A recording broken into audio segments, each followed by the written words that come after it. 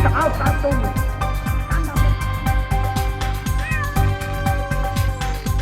Beth Terry, so she was like, oh my god.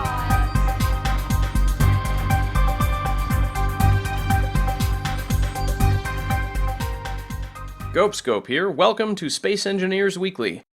First up, it's time for the Creator Spotlight. This week we have a prolific builder and scriptwriter who has ambitious plans. It's Mahtrok. He has ships, he has stations, he has modular stations, he has scripts, he has plans to implement a modless in-game trade system, and he has plans to create faction-based adventures, and there's more. Let's start with the modular stations. A straightforward concept, but very cool nevertheless. I think Mahtrok has executed this idea deftly, with nice aesthetics, reasonably practical design, and detailed station components. He even has his stations do cool little things, like automatically turn systems and lights on and off depending on whether or not a player is present. Under the umbrella of his Project Exodus, he has a number of cool scripts that do things like monitor jump drive status, and facilitate in-game bartering for multiplayer. Speaking of Project Exodus, here's what Mahtrok himself has to say about it. Project Exodus is the idea of implementing a real trade algorithm into the game, without the use of mods, with stations set up to build a galactic market system. You can build your own stations and simply integrate them. How is this achieved? This is done by an in-game script. No mods are required. Pretty ambitious and pretty cool. He's also working on something he calls SE Adventures.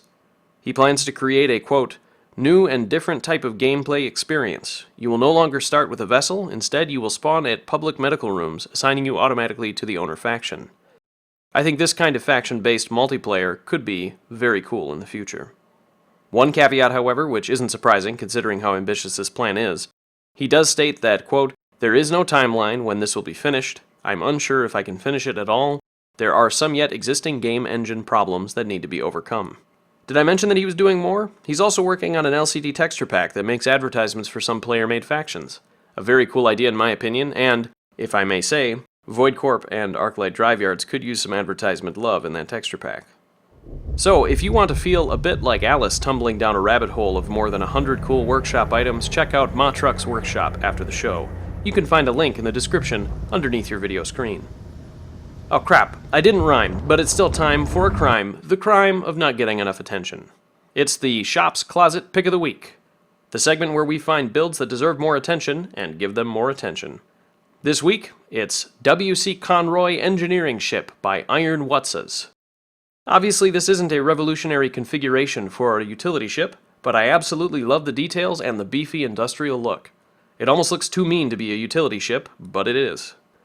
It has a really nice balance of thrust, a comfortable gyro-to-mass ratio, and a really immersive cockpit view with these helpful text panels displaying pertinent details using configurable automatic LCDs by MMaster. It has some great little details like a sensor that stops the tools when a player gets close enough to be in danger of being welded to death. And, let's be honest, we've all welded ourselves to death at one point or another. On the subject of detail, it's a bit high in the triangles for the exploration guideline, sitting at about 86,086. But I think that's fine because, let's be real, sometimes the rule makers don't follow the rules. That's right, Red Ship, I'm looking at you! It has a laser antenna and remote, so if one was so inclined, the very simple addition of a camera could turn this into a stealthy drone ship. But I think I'll just enjoy flying it as intended from the cockpit. I love the unfinished blocks surrounding the small thrusters, and the random partly finished blocks that give it a feel of a real industrial vehicle that has seen hundreds, if not thousands of hours of use. You could just imagine the inside of the cockpit decorated with all manner of personalizations belonging to whosever vehicle this is. Maybe a little troll dolls in there, maybe a pinup, maybe a little Buddha. Let your imagination run wild. I know mine is. And there's this red part in the front. Now, I like it. I think it looks nice. But what impresses me the most is that Ironwatsas went to the trouble of sneaking a totally unexpected homage to Tim Curry's lips from the Rocky Horror Picture Show. A design feature as great as this I have not yet seen. Ironwatsas, not only my hat, but also my corset is off to you, good sir. Keep up the great work. And to all of you viewers out there, if you're looking for a rough and tumble industrial welding rig, and rumor has it, there's a salvaging variant, I would highly recommend checking out the WC Conroy Engineering Ship. You can find a link to the ship in the description below. And now it's time to run The Gauntlet. Our pilot's now getting lined up for his first run, but before we begin, I'm joined by Mr. Yoshara once again, who has an update for us on the Gauntlet. Mr. Yoshara, I understand you've made some adjustments, some tweaks to the Gauntlet since the last run, in light of the fact that it is a small ship running the Gauntlet this time. Would you mind telling us a little bit about what you've done?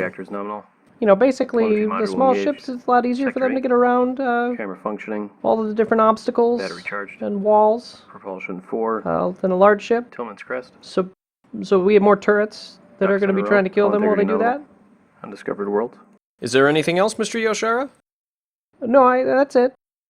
Still just trying to get to the end and not destroy the ship. Thank you for that update, Mr. Yoshara. Riveting stuff. And now let's watch as our pilot, flying a slightly modified Conroy, makes his way towards the Gauntlet. The modification is simply changing the welders for grinders. Otherwise, it is exactly the same ship. We only did that to give the vessel a fair shot at having some way to get through the end wall. So if he can make it to the thumbs up and grind his way through it, that's what he's going to try to do. He doesn't have rockets or anything to make that work. He's made it past two walls, but the third wall has done him in. So round one, the WC Conroy has made it to the third wall. I'm happy to say the pilot has survived, and he is prepping for another run as we speak. Let's go to the second run now. Now this pilot taking another run here has the benefit of experience from the last. I think he may decide that he needs to shed some velocity and maybe take a little bit more turret fire in order to avoid these obstacles, because colliding with these, especially in a small ship, is deadly. He's definitely maneuvered past what got the section that got him last time. Now he's taking some turret fire, hasn't hit anything. Oh my gosh, he's making it to 9. Is he going to get through 10? Is he going to get to the thumbs up? He's making it to the thumbs up, the first time in the history of the show. Oh, turrets. Those turrets behind wall 10 obliterated him. But the pilot did make it to the thumb.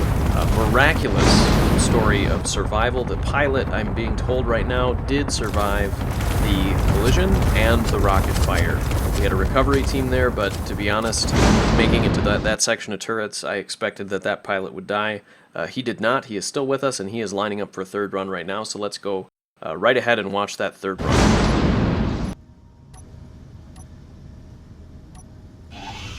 You can see he's testing out his gun. I wonder what he has there as an idea. He might be thinking about trying to use that to cause a warhead to explode from a distance. That Gatling gun by itself won't do much else. I'm guessing that might be what he's going for. Making it past the choppers, doing some spinning. Oh, turrets have just obliterated him. He is flying. Oh my gosh, this looks bad. This looks bad for this pilot. He's surviving so far, but he's going to... Oh, he hit that wall. But I'm being told that his suit is still reading back that he is alive. I think the pilot has made it, and... Oh, I'm being updated now. He did die. The pilot did die to turret fire, it would appear. We have lost the pilot. And the ship made it to wall 3 that run. So overall score for the WC Conroy is 10 out of 10 thumbs up. But didn't make it through the thumbs up. Let's see next time if a ship can make it through the thumbs up. But for this time, excellent job to the WC Conroy making it to the thumbs up. A very nice run on the Gauntlet. Thank you for joining me. Happy engineering from all of us at IPN, and we'll see you next week. Want to help the show?